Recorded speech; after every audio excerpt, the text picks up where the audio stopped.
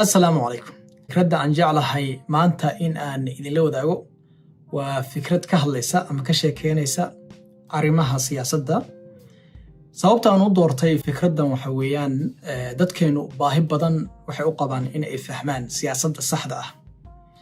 Siyaasiyiinteenuna in badan oo ka mid ah ma yaqaanaan marka in aynu iyaguna barno kadibna aan la xisaabtanno bulsho ahaan waa loo baahan yahay. tan ugu weyn oo ah jiilka hadda jira ee raba in ay waddanka wax u qabtaan dalkooda ay badbaadiyaan siyaasadda saxda ah ee caafimaad qabta inay fahmaan ayay u baahan yihiin. marka fikraddan jeclahay maanta in aan idinla wadaago magaceeda waxaa la yidhaahdaa issue based politics. maxaa laga wadaa? waxaa laga wadaa dadka siyaasiyiinta ah ama bulshada in ay ka shaqeeyaan ama ay ka wada hadlaan مواضيعda dadka u baahan yihiin in markaas loo qabto. waxaa ka mid ah arrimaha waxbarashada, arrimaha caafimaadka, arrimaha dhaqaalaha, arrimaha amniga iyo wixii intaas dheer oo la midka ah in laga wada hadlo ayaa loo baahan yahay. ninka siyaasiga ah waxaa loo baahan yahay in lagala hadlo caafimaadka maxaa ka qabatay, arrimaha dhaqaalaha maxaa ka qabatay, arrimaha waxbarashada maxaa ka qabatay, arrimaha amniga maxaa ka qabatay. mowduuc markaas waxa weeye dadku way u baahan yihiin.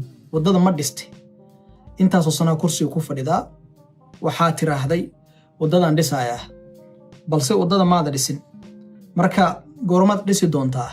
maxaase kugu kalifay oo mataqaana kugu dhacay in waddadii aad dhahday waan dhisayaa aadan dhisin? tusaale un keenaynaa. waxaa laga yaabaa qofkaas markii uu yani waxa weeye kursiga raadinayay ama booska uu raadinayay in uu dhahay waxaan dhisayaa intaasoo ceel 4 sano 5 sano ayaa ka soo wareegtay ila la xisaabtamo oo la yiraahdo ceelashii aad tiraahdo waan dhisayaa maadan dhisin, maxaa kugu dhacay? waxaa laga yaabaa qofka in uu yiraahdo intaasoo arday ayaan waxbarashada ka bixinayaa ama waxaan u keenayaa scholarships dalka dibaddiisa u dirayaa ama waan caawinayaa, muusan caawin. in markaa lala xisaabtamo. waxaa laga yaabaa qofka inuu yiraahday ciidankan waxaan ka qabanayaa amni darrada dalka ka jirta, dembiyada dhacaya ayaa wax ka qabanayaa in uusan ka qaban.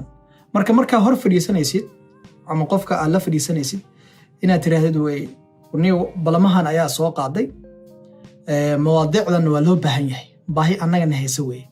maxaad ka qabatay? maxaad ka qaban kartaa? maxaase kuu qorshaysan in aad ka qabato? arrimaha dhaqaalaha waxaa laga yaabaa suuqa sicir barar fara badan inuu ka jiro, dad fara badan oo masaakiina in lagu dhacayo. in marka la weydiiyo yani waxaad sheeganaysaa madaxweyne, waxaad sheeganaysaa wasiir, maxaad ka qabatay? yani su'aalaha noocaas oo kale ah waxay keenayaan in marka siyaasaddeenu ay noqoto issue based politics inay noqoto. waxaan jeclaa muuqaalkan wax badan inaad ka faa'iideen.